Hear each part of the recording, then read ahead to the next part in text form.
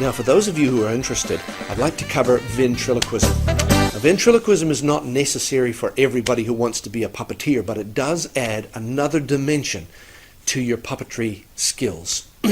Ventriloquism is a word that comes from two Latin words, venter, meaning belly, and loqui, meaning to speak. It's the art of speaking so that the sound appears to come from another source. The illusion works simply because sound waves are waves in the air. And of course, for the audience, there is no sound until those sensitive eardrums are activated by the waves moving in the air. The ears are also very poor direction finders. Ventriloquism is simply an illusion that works not because the ventriloquist throws their voice, that's a misnomer. You can't throw your voice. But because the audience thinks that the sound is coming from somewhere else. So the ventriloquist has to create the illusion. Partly you do that by having the puppet, by focusing your attention on the puppet. Ah, you mean the hand? And moving in time with the sound. That way, the audience's eyes are telling their brain that the sound is coming from the hand? Yeah, from the puppet. Oh, I see. This is how it works.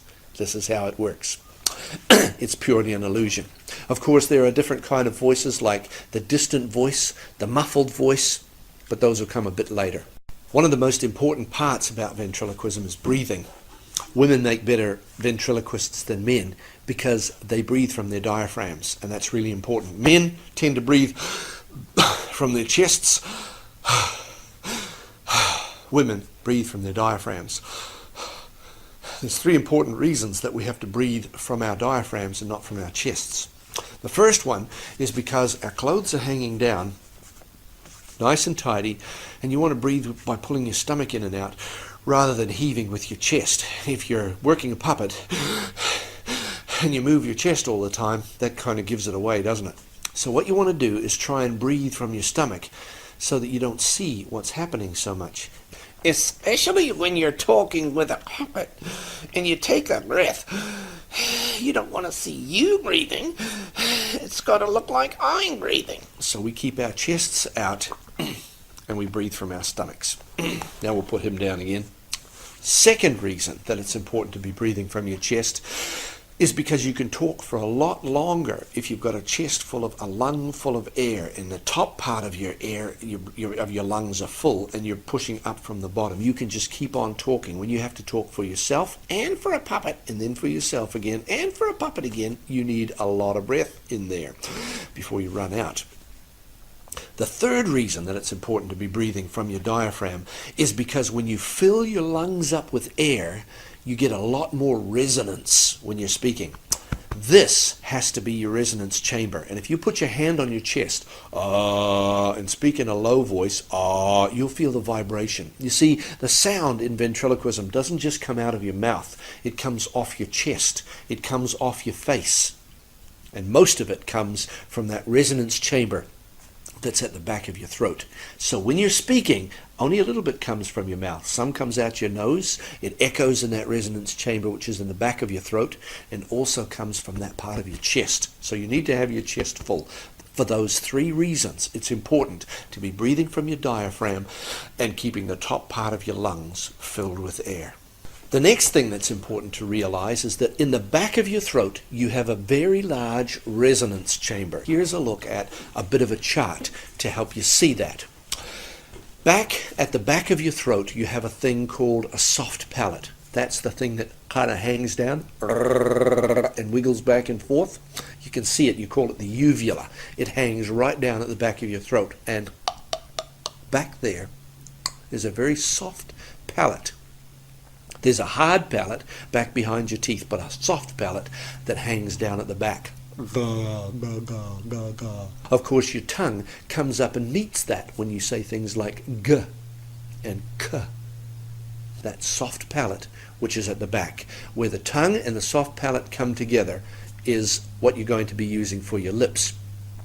You also need to learn to open that resonance chamber at the back. It's kind of like yawning. When you yawn, you pull that back of your throat back there. That opens a resonance chamber, and anybody who does any public speaking or singing knows that it's very important to open up the back of your throat So you can sing and get a lot more volume and a lot more resonance. If you're involved with radio, if you're involved with public speaking, you have to open that up, and most of us who've been involved with doing that for a long period of time just do it naturally. If you haven't been doing that before, you'll need to practice. So use that big resonance chamber that's at the back of your throat and the soft palate back there. The first thing that we want to start with when we're learning ventriloquism is the diphthongs, R, A, E, O, U. Now, we use our lips for that, but instead we're going to keep our lips the same, still, and we're going to say it by using that resonance chamber and pulling our mouth back at the back in order to get those different sounds. I find it's easier sometimes to lock a couple of teeth together. Couple of teeth at the back there, kind of lock them together so you don't move. Let the sound come out your nose and off your face and off your chest. Just hold those teeth together. Now we want to say those R, A, E, O, U all together. Ready? R, A, E, O, U without moving your lips. R, A, E, O, U. You see, you're using the back of your throat back here to say that. R, A, E, O, U. The second thing we want to learn to say is the W, W. We say that with our lips, W, but now we're going to say it by using that yawn sort of action at the back. W, W. Open up to a yawn and then close it quickly. W. Here's something to practice. Where were you, Wally, when I wanted you? Give it a go. Where were you, Wally, when I wanted you? Where were you, Wally, when I wanted you? The V and the F are the next most difficult things because, of course, we use our lips for V and F. What we're going to do is substitute V and F with the and th. Now, let's give it a go. Substituting V and F with the and th. Now, in your manual, it uses the practice exercise, very few folks forget the view. So that's what we're going to try. Very few folks forget the view. Now go on, give it a try. Very few folks forget the view. No moving your lips. One more time. Very few folks forget the view. Now, of course, you've got a full-on frontal view, so you're picking up all the details. Remember that when you're doing this, you'll be facing sideways. You'll have a puppet on your hand, so the puppet will be drawing all the attention of the audience, and you'll be speaking in a different voice so that it's not quite so obvious. So try once more. Now let's see it happen with a puppet on, because it looks a lot different with the puppet on. Very few folks get the view. You see, you don't even realize what's going on here because you're busy looking at the puppet. Very few folks get the view. And I'm doing the talking, right? Well, afraid not, Scraggly, but good try. All right then. Try it once more. Very few folks get the view. You might want to try it with a different voice. Very few folks get the view. The next most difficult is the M. And of course, once again, you want to use that soft palate that's at the back of your throat and your tongue coming together. It's like saying NG, but way back in your throat. Ng, ng. Ng. So I want you to say ng, like running, but drop that way back in your throat. Ng, ng, and say it back there. So let's try ng. Right. We're going to start with a simple one. My mother said to eat my M&Ms. But we're going to say it with the NG sound. My mother said to eat my M&Ms. Try it looking a bit closer.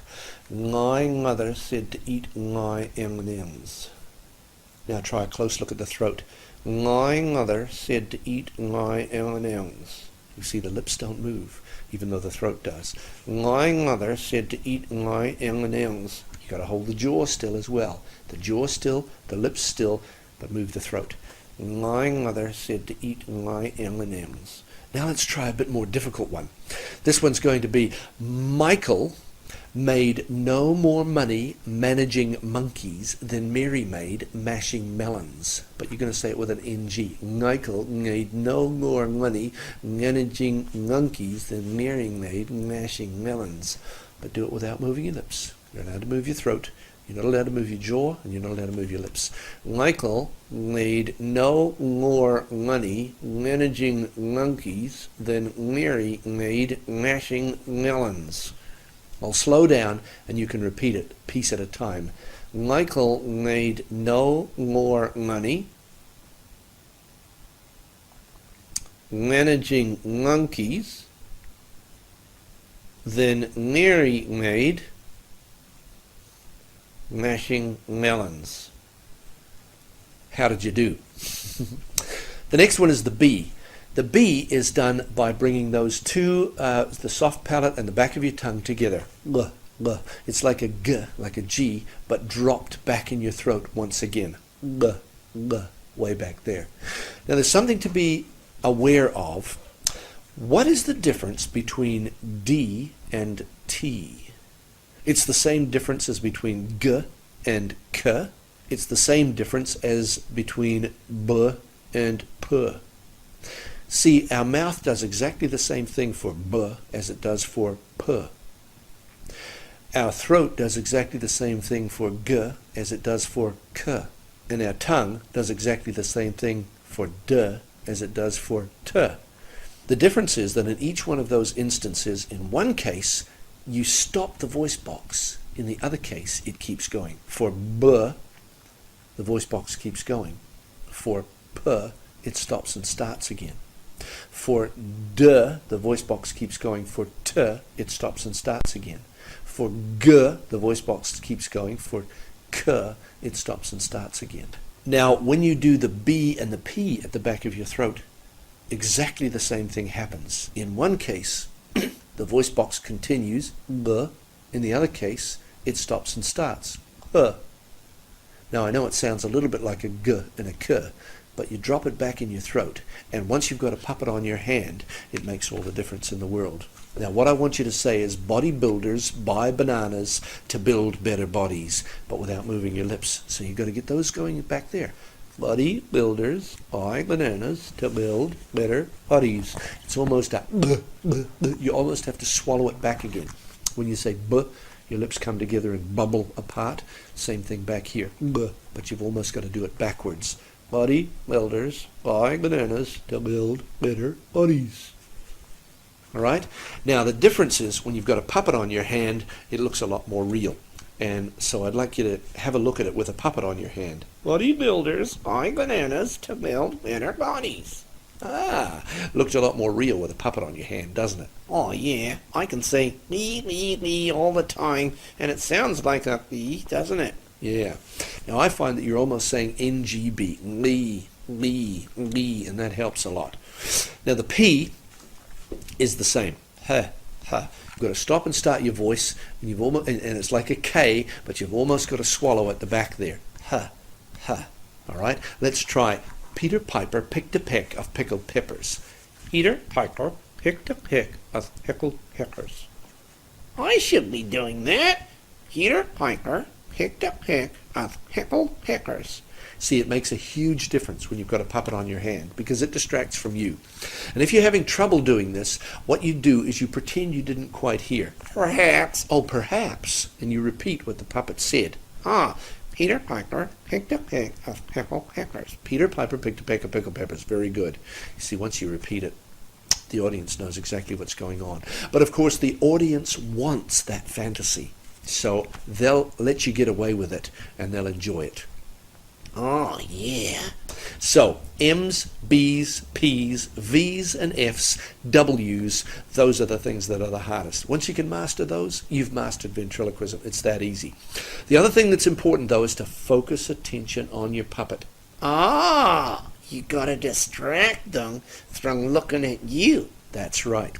So when I'm focusing attention on him, and I'm focusing attention on you, that's right. Well, we covered that in puppetry, didn't we?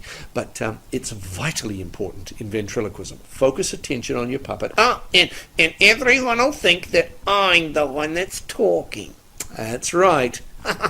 You got it. Now you can master ventriloquism. Well, scraggly, just before they master it that way, I'd like to say that there is another method, and that's a substitution method, where you substitute a D but by pushing your tongue further apart, the for a B, dotty dilders, died bananas, to dild deader dotties. You might want to do that one. I'm not very good at that substitution method, but you might want to try that. Substituting a T, but with your tongue spread out across your teeth. Teeter, tighter, tick, tick, a tickle, ticklers. I don't think it's quite as good as using the back of your throat, but you might find that it's easier to master that method. And the same with the M, an n, with your tongue covering the back of your teeth. Nine other said to eat nigh in an N. To me it sounds more like an N, but you might prefer that as your method of using ventriloquism to get those labials. Apart from that, you still need to use the TH for the V and the F, and you still need to use the back of your throat, where were you, Wally, for doing the W.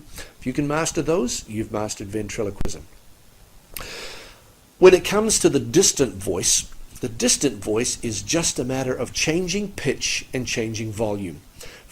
A good practice here is to practice as if somebody is coming past you and singing a song. For example, the mailman is walking down the street and he's singing something like, You are my sunshine, my only sunshine. You make me happy when skies are gray. You'll never know, etc., etc. Now, when something is at a greater distance away, it's a higher pitch, so you need to raise the pitch, lower the pitch as it comes close and goes past you, and then raise the pitch again for the distance. That's the distance voice. If you're going to talk about somebody who's a long way away, like way at the back of the... What are you doing back there? I'm busy working. Why? You see, you raise the pitch quite considerably, and you make it sound a lot more muffled, and that's the distant voice. The muffled voice is another voice altogether. For example, a puppeteer who puts a puppet back in a suitcase. So I'm going to pretend that I've got a suitcase here. So how's it going, Scraggly? It's going great, and I love being out here. Well, I'm going to put you back in the suitcase now. Oh, do you have to? I hate it when... You don't like being in the suitcase?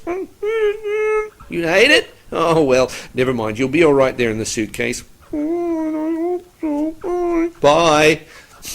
With the muffled voice, you take off all the staccato sounds. You take off all the T's. Like, for example, when he's in the suitcase, you wouldn't hear the T. Imagine that you're behind something. You're behind a door. You don't hear the T. Like, for example, would you like a cup of tea would be more like, would you like a cup of tea? You wouldn't hear the T. You wouldn't hear the K of the cup. Would you like a cup of tea? All right, so you muffle all those sounds. You close your lips a lot more. You close your nose off so that the sound is actually muffled. And you need to try and have a microphone if you're going to be using the muffled voice. So basically you take all the staccatos off, you raise the pitch just a little bit more, because as with a distant voice, the pitch has to be raised a little more, and you get the realistic sound as if it's going into a suitcase. So you all right there, Scraggly? Oh, I'm doing fine. Don't close the... Oh, sorry, I closed the lid on you again. Well, I can't let you out. See, higher pitch and muffled sound so that you don't hear any of those staccato sounds. That gives you the muffled voice and the distant voice. And it's that easy. Really it is. Give it a go. People will want the fantasy. They'll enjoy the fact that you're entertaining them in this way, and it is worth trying. Have fun with ventriloquism.